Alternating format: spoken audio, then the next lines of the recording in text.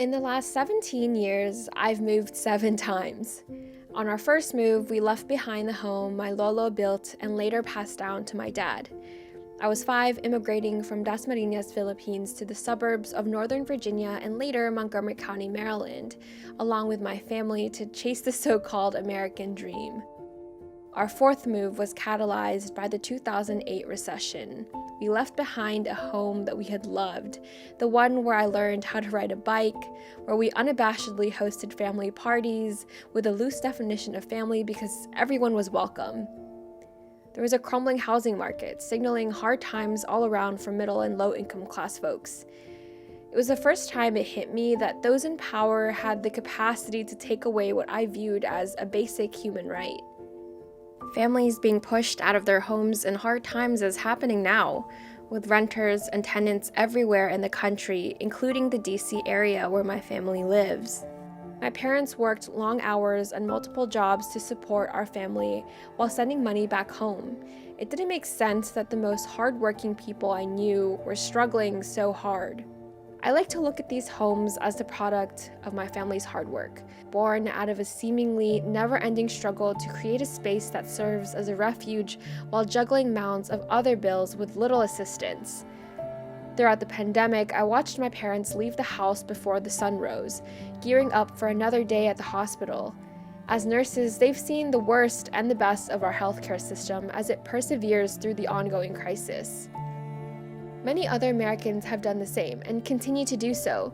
Throughout this crisis, we've witnessed essential workers serving as the backbone of our economy and livelihoods. They've kept our country running and, like all Americans, deserve a home to return to each day, a refuge that shouldn't be a privilege but a basic human right. We've also seen the most vulnerable in our communities lose their homes in this pandemic. The eviction moratoriums introduced and extended throughout the last year and a half were a safety net for millions of Americans, but leaders in our neighborhoods are calling for more.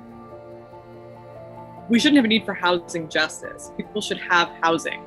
Where housing is a human right. Housing shouldn't be something that you have to break your back just to have the luxury to be able to afford. And even then, it all is so hanging perilously and could fall apart at any moment, especially with something like, God forbid, a pandemic happens and you can't go to work because you're being told to stay home. How are you supposed to pay your rent? Community leaders like Grace envision the road to housing justice that leads to a future that doesn't need housing justice. Cancel Rent, a DC-based campaign, is pushing to have lawmakers grant rent amnesty to struggling renters in our nation's capital by giving landlords more responsibility in ensuring that their tenants maintain their homes, especially during a pandemic. I'm a single parent.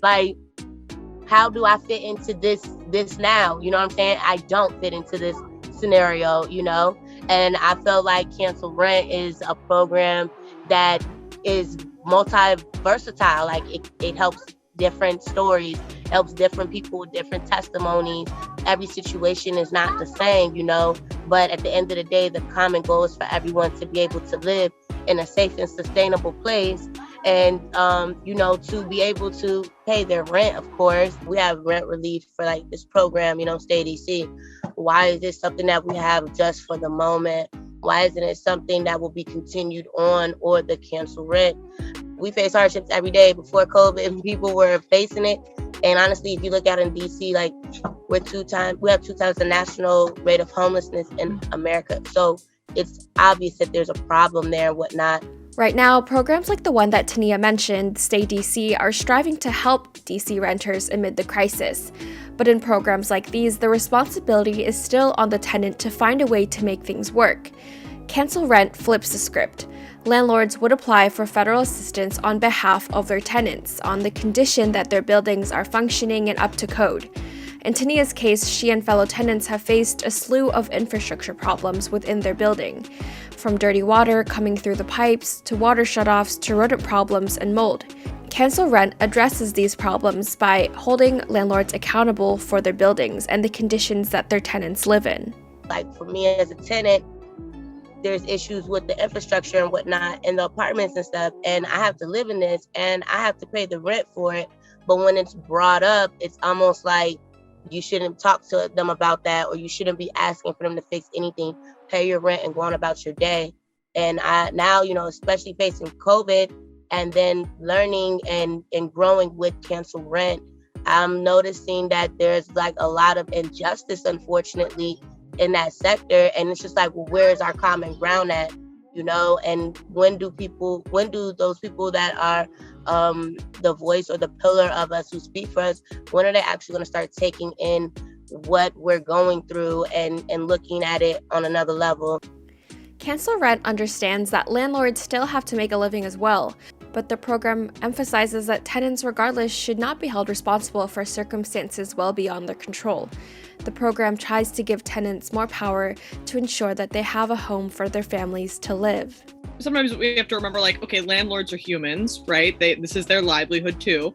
Okay, but why are we looking at the people who are already in a position where they don't have a lot in savings, right? They're being told not to work, and we're looking at them like, you pony up the money for this, you fix it, you continue to pay your rent, right? Why did we do it that way, right? And so that's something that's like really important in the cancel rent legislation that we've been working on, is that the onus of that payment, like, it goes to the landlords. Like, you have to apply for this. Your tenant can say, I can't pay my rent. And the landlord says, okay, I'm going to go speak to the government and say, I have this many tenants who can't pay their rent. And then the government gives the money to the landlord so that everybody can just relax and continue to go on. So it both puts some accountability on the landlords to keep their buildings up to code, while at the same time not having them, knocking on the doors of their tenants like, you owe me rent money. They can get it from the federal government, and the federal government deals with landlords, which is also a big help to bureaucracies just functioning, because there's thousands of tenants. There's tens of thousands of tenants, right? There's much less landlords. So it's way less work for the government to just be in communication with landlords, of whom there's one for every building, as opposed to hundreds of people in that building who may or may not need their rent canceled. It makes no sense that the contract is upheld on one end, but on the tenant side, it means nothing. Like, it's just like you feel like it means nothing, because it's even though DC is a tenant friendly like area, I don't feel like it's really tenant friendly. It's like they say it's that way, but you have to go through so many avenues to get to the solution. The leaders behind Cancel Rent are optimistic for the future and striving to transform the program into law. For now, they're holding events and actions to have neighbors get to know each other and understand that there's not only power in numbers, but they're not alone in this crisis. This is a DC problem for us because we're DC residents, but it's a problem for everybody in every major country, right? There was nobody in the world who wasn't impacted by COVID, right? I know, at least for one DC's perspective, for us, cancel rent is one step towards the larger vision, which is really community control of land. So this is one step in that, right? Because if you had community control of land, you would be able to say, we're not paying rent, we're canceling the rent during some kind of a crisis like this. So this is kind of one step towards that larger vision of having people who are not indebted indefinitely to landlords, but instead can own their own housing and have control over it. I like that cancel rent is about not having stress. You should not be out here. What's the quote? Do you want to choose between food and water or your rent? Like, that hit home for me. That's real. We're doing carnivals for getting to know your ward. That's not even just about housing. That's about you knowing and embodying your community, where you live at, and understanding where it started at and where it has now come to.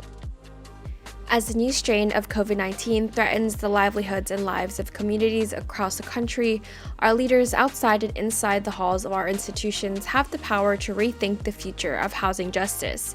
And we can start by centering those like Tania who are most impacted by the policies and decisions being enacted. Housing is not a singular, exclusive issue.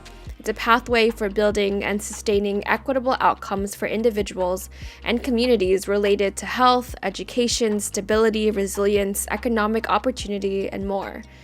Well beyond this pandemic, we have the collective power to reimagine a world where everyone has a safe place to call home.